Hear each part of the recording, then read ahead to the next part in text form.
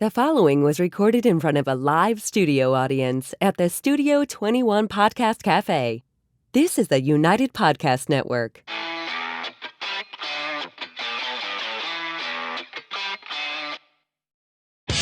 Welcome to Tell Us Why, a podcast for the financial freedom community.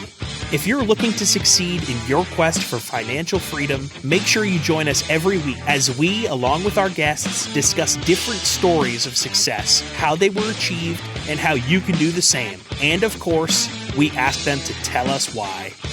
Here are your hosts, Jack and Mike. Welcome to the Tell Us Why podcast. I am your host, Jack Dalrymple, here alongside my co-host, Mr. Michael Ketchen. What's going on? You know, living the dream. Every day is better than the day before. Yeah, we had to drag Jack off the beach today, so tough life as a podcast whatever. Real estate investor. Sometimes you got to do what you got to do, you know? I like it. Today we were talking with Adam Jaspon, CEO and founder of Centerline Development. Centerline Development and Services Inc. is a Boston-based real estate development company specializing in luxury residential projects, restorations, and condo conversions. But before we get Adam in studio, what's going on with the business? Good, another good week. The thing I'm excited about is, quick story, we're trying to recruit our final team member for a while, and I've been after this individual for 3.5 years ago. I looked at this individual and said, hey, one day you're going to be the CEO of my company. And I think he's finally ready to come on board, so I'm pretty excited. I think it's going to be a great time. What about you? What's going on in your business? I got a couple of prospects on the horizon that I'm kind of excited about. Prospects, so vague. I mean, whatever. I get a couple properties that I'm about to offer on, so hopefully I can talk some sense into these sellers. But despite this market, it might not happen. It might be hard. We'll see. Well, the guy we're going to talk to today. Actually, one of your team members just hooked me up with one of them and has a fantastic idea. So I like it. Yeah. I'm making you money. What else is new? So that is great. You're not getting a cut. Yeah. Jeremy, I'll hook you up. There it is. That's great. Speaking of that, the guest we have today, I could not be more excited. This guy is absolutely killing it in one of the hottest competitive markets. You know that market where they say there's no deals? Yeah, definitely not. Wow, he makes pretty buildings. I literally had to stop showing my wife his Instagram because she goes, why don't we buy pretty buildings like that? And I said, stop. Don't get ideas. You don't want to know what it is. Yeah. But great guest. And before we bring him in, though, why don't we hear what this week's episode is brought to us by? Let's do it. Are you sick of being treated like just another number by large insurance companies? Do you want a more personalized experience with somebody that you can trust? With Keith Monteith, that's exactly what you'll get. Keith is an experienced professional who can design an insurance plan tailored to fit your specific needs. With access to over 30 insurance carriers, Keith is able to shop numerous markets to find a price that works for you. So if you want an insurance agent that you can rely on and one that has your best interests at heart, then call or text Keith today on 978-241-2363. That's 978-241-2363. Keith Monty. He'll get you covered. All right. So like I said, Centerline Development is a Boston-based real estate development company specializing in luxury residential projects, restorations, and condo conversions. Through modern practice, Centerline Development revives existing character and architectural charm unique to Boston and its surrounding areas. Adam, welcome to the Tell Us Why podcast. Thank you for being here. Thanks, guys. Excited to be here. How's everything going? It's good. It's good. It's going to be a lot better next week. I'm out to Montana. I can't wait. I'm counting down the days. And then to Greece 2 weeks later. So no big deal. Stop that. Oh, tough life. Yeah. So, Adam, as Jack said, thank you for being here. We really appreciate the time. Yeah, I'm excited. Yeah, I think this is going to be great. This is, we love everyone in the Tell Us Why community, but when we get to talk to another real estate investor, it's very excited, especially one that I think is, a great person to talk to and network with because you're doing it in an incredibly competitive market, which is a perfect segue. Why don't you tell people what's going on in your business today, where you're at with that? Yeah, so we're currently, we got one project under construction, a 10-unit condominium project in Chelsea, Mass. It's right near the Box District Silver Station. Mm-hmm. We have 3 condo projects coming up in Dorchester this fall. One's new construction, 2 renovations, condo conversions. And we have a single family coming up in South Boston this fall as well. Busy guy. I thought there was no deals in this market, though. That's what everyone keeps saying, right? There's no deals. Yeah, there's deals. Yeah, there's deals. You know where to look. So, yeah, I mean, that's kind of crazy. How did you get into something like this? How did you get into the whole real estate game? So initially, I used to work on ships in the engine room. And my first house was a 3-family in Taunton, Mass. So I kind of house hacked that. I renovated the 3rd floor, moved in. I had the other 2 units rented out. So I did that through an FHA loan. Lived there for about 2 years, and then decided I was ready to buy something else. So then I bought a condo up in Dorchester, Mass, Boston. And found something that was a little unique. I was looking for a 3-bedroom because I wanted 2 of my buddies to live with me and help me offset the mortgage. House hacking, I love it. Yeah. Yeah, so I found a 2-bedroom, and I was able to add a bedroom. So I did that, added a bedroom, made it a 3-bed.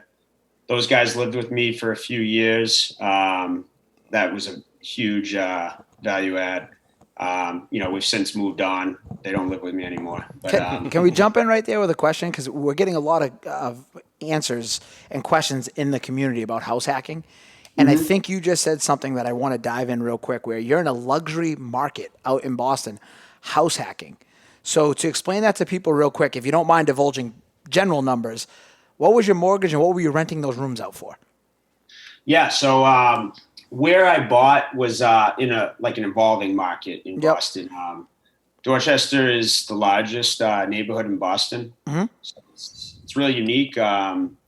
It's street at that point. It was very street by street. One street had a lot of condos on it. The next one didn't. I got lucky. I bought in 2015. I think I paid $345 for a 2-bed, 1 bath with garage parking, which was extremely hard to come by. I don't remember what my payment was at the time, but I want to say it was about $2,600 a month, all in, principal, interest, taxes, insurance. Those guys were each paying me $800. Oh wow! So getting some debt paid down and living for under $1,000 a month. I love it. So Absolutely love it. It was huge. I mean, I don't know anybody with $1,000 mortgage. Yeah. I mean, that was a huge value add for me to get them in there. They were happy to do it because they were planning to rent in the city anyway. Yeah, and their rent, if they went and got a 1-bedroom apartment, would be double that. Yeah, maybe triple, right? 2000 whatever, late 2010s. I was living in Southie, paying like $1,600 a month. So $800 a month was those friends owe crazy. you. You were hooking them up. Higher rent. God, I hope one of them's Ian. That'd be amazing. So we'll go there. Shout out to Baseline Development. Hopefully, check out the episode. All right, so that's a great example of house hacking. How you can do it in a luxury emerging market. Getting back to this, I know you mentioned, you're kind of stumbling into the real estate game. You're working on a ship. Now you're fully immersed in this. How do you pull the trigger? What is your why to say, I'm going to go, I see here you went to the Maritime Academy. I'm going to get out of the traditional career path. I'm going to bet on myself and get into what really is a speculative, really risky business like real estate development. How did you pull that trigger? Yeah, mechanical engineering on a ship doesn't seem like a 9-to-5 job. Is that one of those ones where you go away for like 3 months at a time or something like that, where you're on a ship? I was doing month on, month off. Oh, month wow. on, month off, yeah. That's crazy. That's Time crazy. off was great, but the time away, wasn't so great. Yeah. So, look at that. So how'd you make that sacrifice. transition from that to real estate?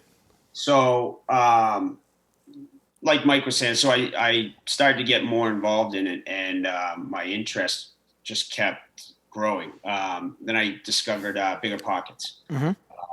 Great resource. Obsessed with it. So I was just constantly reading and listening to the podcast, and every day I had a new idea. And I'm Googling everything because I don't know what anything means. We've been there. I go back to work. Sounds very familiar. And if I was on nights, say, I'd have a lot of free time because we work 12-hour shifts. I'd have 6 hours. I wouldn't see a soul. Yep. So I'd spend all my free time away researching. And I knew a few guys in the Boston market doing condo conversions. And I saw on Instagram and social media, like what they were doing. I thought that was awesome, right? I want to do what they do. So connected with those guys, started shadowing them here and there and asking a lot of questions. And I'm like, I'm going to do this. So I didn't pull the trigger instantly. I continued my research, got my real estate license, saved. I had a personal goal at the time of achieving my chief engineer's license in my field. So I knew I didn't want to leave until I had that.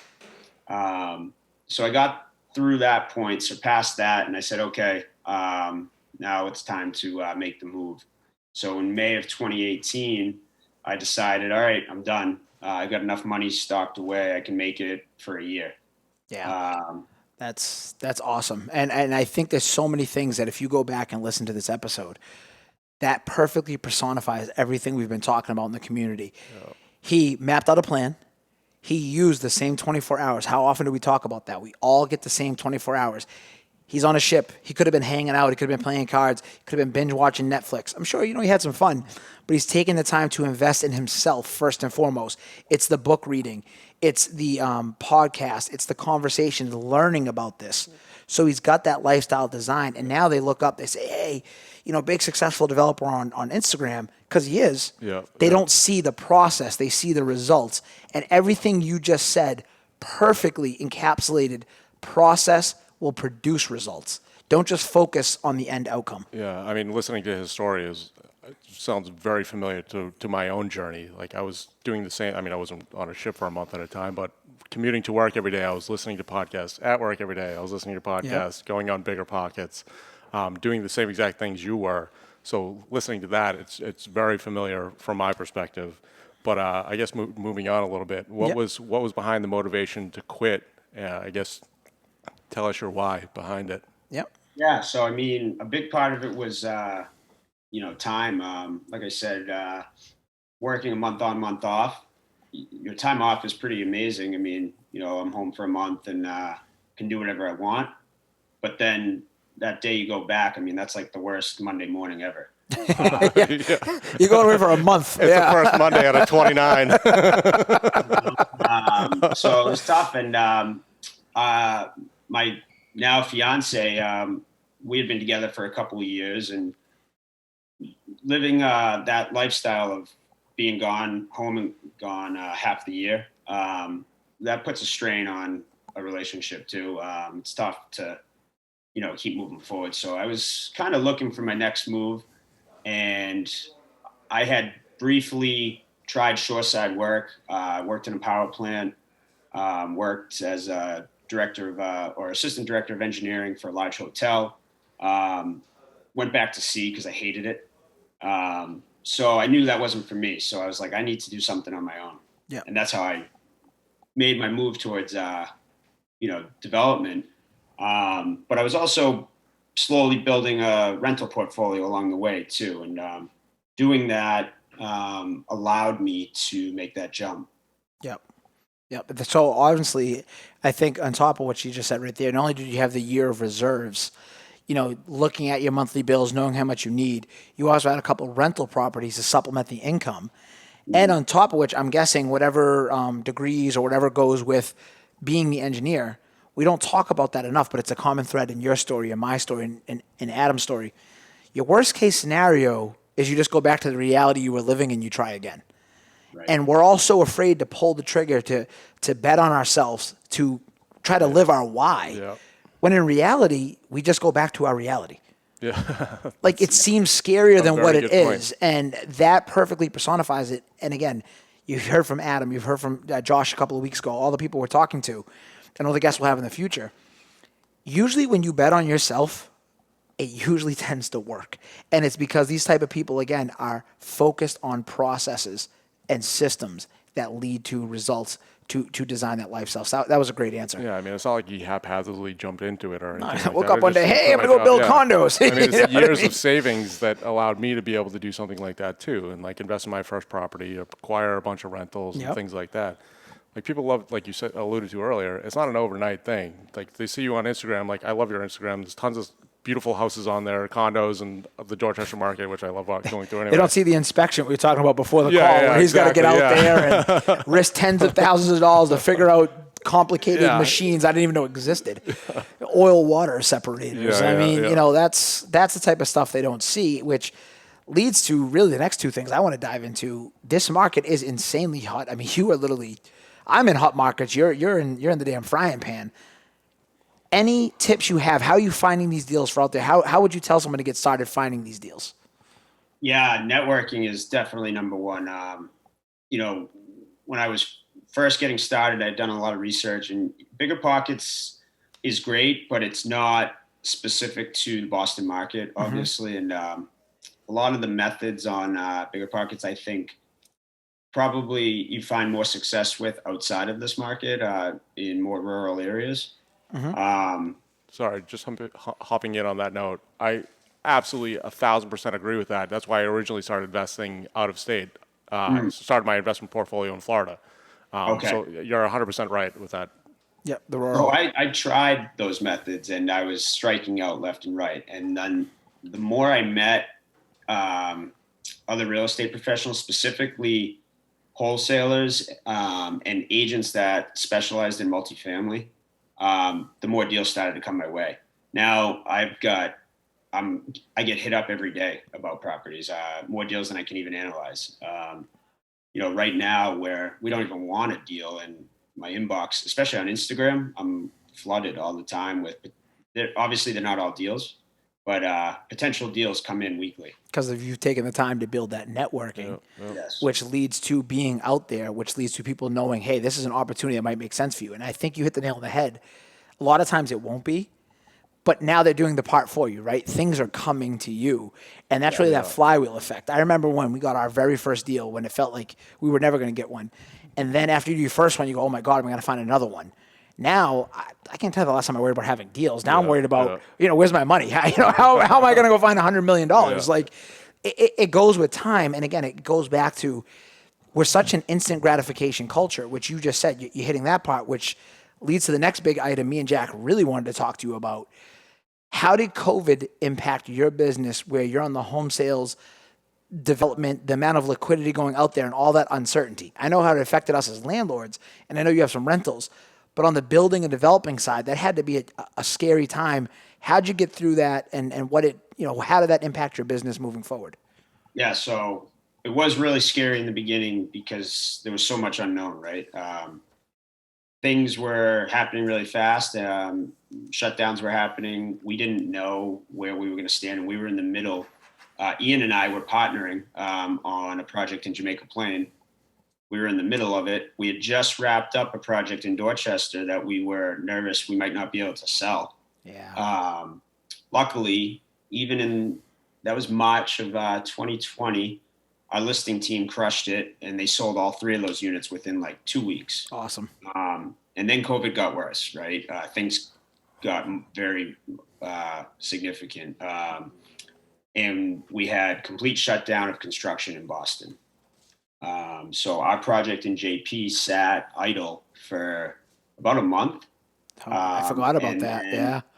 Yeah, it was incredible. I mean, we even had guys just there to pick up materials and stuff, and somebody called the city. City showed up, and they thought they were trying to work. They weren't, so it was fine. But it was like, wow, they were just there for an hour picking up materials, and the city was not messing around with the construction shutdown. So then about a month passed, and we caught wind of a special permit you could obtain from the city to continue work had you demonstrated that you could work safely with COVID. So jumped on the computer, did a bunch of research, wrote up a COVID safety plan, and submitted it to the city, to the Inspectional Services Department.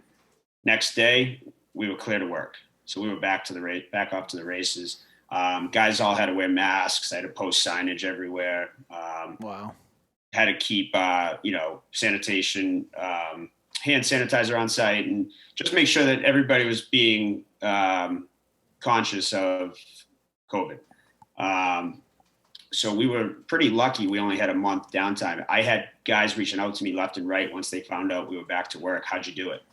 Yeah. So I was sharing that COVID plan with like everybody, because I didn't want to see anybody not be able to work, right?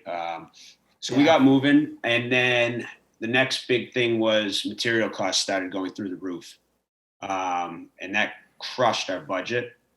But luckily, we had such a high margin, it cut our budget in half, and we still made a very decent profit. COVID obviously drove people away from the city. So we were wrapping up the project, and now we're like, will we be able to sell these things to anybody? I mean, does anybody want a condo in the city right now? It took some time, but we did end up selling all 4 units and got what we were looking for all 4 of them. We had to calm our nerves and hold out, but it all worked out in the end. Yeah, it was definitely scary for a little while. Yeah, and I think that's the side of the business that doesn't get talked about a lot, right? The holding cost, the carrying cost. Yeah. I mean, how many good things were just in there about executing and having a plan and sharing the community, sharing that the way you were able to get back to work. And that goes back to, I think it's so often we talk about it until you're in this business, people don't realize it really is a relationship business. It doesn't help you to have a competitor on the sideline because guess what? You need their comps. You need everyone buying materials so demand stays, so supply, it's all one big, organism working together. It's all one big economy. Yeah. And thank you for sharing that. That was great. And I'm glad to see you guys getting through that. And I was really curious about that. Yeah, the one I don't think I realized was the construction shutdown, was that just Boston or was that statewide? Oh, I don't recall if there was a statewide one or not. Because a lot of our subs were struggling to, they kept asking us, when can we get back to work? Yeah. I remember that if there was a state shutdown, it ended and Boston was still shut down. That's how I remember it going. Yeah, I think it was Boston. I remember, like Adam said, I know a lot of guys who work in that industry, obviously. And to his point, they had people driving around job sites looking to issue fines. And meanwhile, you've got your juice running at anywhere from 5 to 12% interest that, people don't realize on the backside. Back to what we said, I think they just think we're just printing money. It's every month that project sits idle is another month you've got to eat. Yep. And that was the hard part to adjust. It was the first time where you were being told you didn't do anything wrong. This was out of your hands, but you had to deal with the consequences. And it speaks to Adam's grit, and it speaks to entrepreneurs' grit and their mindset. He didn't throw a pity party. He didn't feel bad for himself. He figured out solutions. He was a problem solver, not a problem creator, and it saved his business. And most importantly, it impacted the lives of those around him. And I guarantee you those subs are so appreciative of the fact you were back up and running as quickly as you can to let them allow to get back to earning the living that they're used to. Yeah, exactly. What's the T-shirt say? Hope isn't what? Hope is not a fucking plan. Oh, that's right. That is going on a T-shirt. I've said it to Adam a couple of times. He knows. They're trying to get me to put that on a T-shirt so we can all get in trouble together. We're definitely doing it. But Adam, one thing that you alluded to a couple of times, and I just wanted to touch on quickly, is what's your team look like? Like, what kind of systems do you have? What's the team look like? Things like. So originally it was just me for a while. I was partnering here and there with other guys. They had their own companies. We're trying to complement each other's strengths and weaknesses. But I've been looking for somebody to join me in the business that could take over the things that I was not strong at, right? You can only do so much. I applaud guys that can do it all, but I don't see how anybody does it. I have an engineering background and mechanical experience, so I'm great with reading plans, design, managing contractors. I have no clue what to do when it comes to taxes and finance. I understand the basics of real estate finance, but I don't have any real background in that. Then one day my cousin happened to call me and said, hey, I'm really tired of my career. Let me know when you need help. I thought he was kidding. And I'm like, dude, I need help now. And he was like, really? So we talked about it, and he had over 20 years of accounting and finance experience. Yep. So he was like the perfect candidate, and he was, right under my nose. I had no idea. So he ended up giving his notice and joined me. He was doing both at the same time until his company, until his notice was up. And then now he's with me full time, and he's added an immense amount of value. And we're able to grow because of it. That's awesome. Perfect. Great Perfect. segue. Yeah. Great insight there. Again, another actionable step, having systems, complementing, find partners that complement your weaknesses. I'm a big believer, and I say all the people all the time, do not work on your weaknesses, double down on your strengths, and surround yourself with people who complement your weaknesses. If you're in your 20s, 30s, 40s, chances are you are who you are at that point. You know what you're good at, you know what you're bad at. So find people that complement your strengths, and you'll go a lot farther. Great answer there, Adam. Which that leads us to, is he going on the hot seat? I think it's time. Right. Time for the big three. I hope you're ready, because this is what gets everybody every week. I'm ready. All right. You want to hit them with it? So these are the three questions we ask every guest every week, and we'll begin with the college question. So in your opinion, did you go to college, and was it worth it? So I did go to college. Obviously, Mass Maritime, but don't think that is a yes or no question. I think it's a big depends. For me, it was worth it. I went to a very valuable school where the cost or the salary at graduation far outweighs the cost compared to most schools. Mass Maritime's about, not to plug Mass Maritime, but Mass Maritime, my degree cost me about $90,000. I was making that my first year out of school. Yep. They have about 90% job placement at graduation. Pretty incredible statistics, for a state school. But I went to school for something pretty specific, and I knew I would get a job at graduation. That's not the case for everybody. I think people who go to school with no direction, have no clue what they're going to do. It's probably not worth it. Yep. Because you're burying yourself in debt and you have no idea how you're going to pay it back. Great. Again, it goes back to this. It's almost like this guy's an engineer or something. So, all right. So now the next one. What is one piece of actionable advice you go back and give to your 18-year-old self? Don't make stupid purchases. Impulse buying, lifestyle inflation. Okay. So back off graduating, all of a sudden it went from having no income to, a really good salary for a 22-year-old. And what did I do? I bought a brand new truck. And my student loans kicked in December of 2011. And I had a brand new F-150 that I was paying probably $650 a month on. So between that and my student loans, I was already $2,000 in the hole before anything else. And then you realize with taxes what $90,000 really is. So quickly, by that spring, I was like, wow, that was stupid. But I learned my lesson on it. And now I still have, I bought one more truck in 2015, and now I still have that truck, and I'm pleased to not have a car payment anymore. Awesome.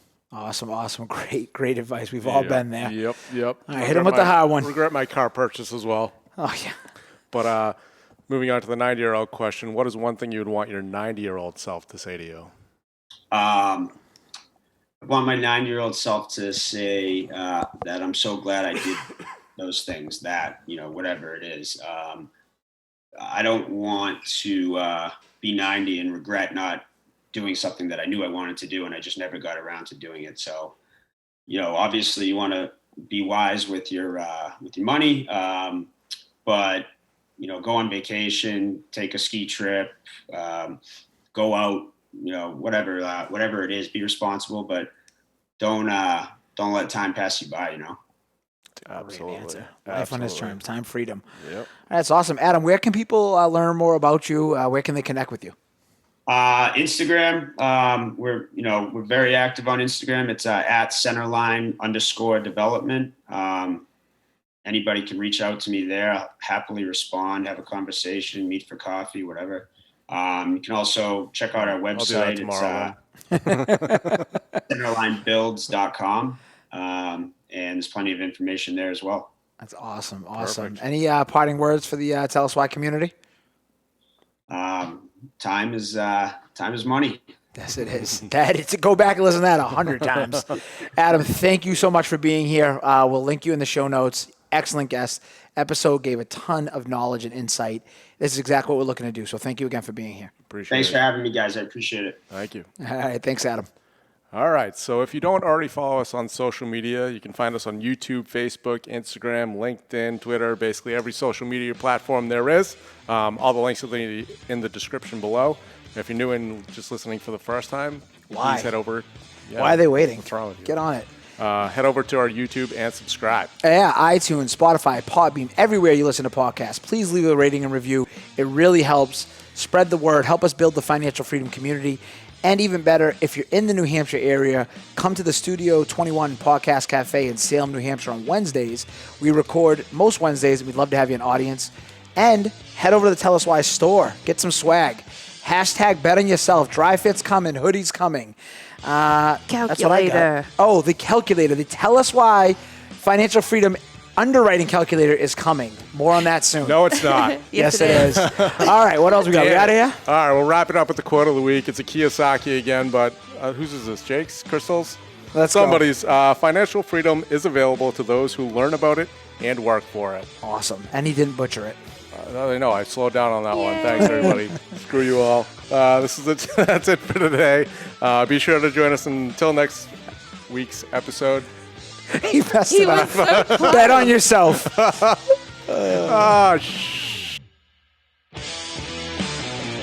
The views and opinions expressed by the hosts, guests, or callers of this program do not necessarily reflect the opinions of the Studio 21 Podcast Cafe, the United Podcast Network, its partners, or affiliates.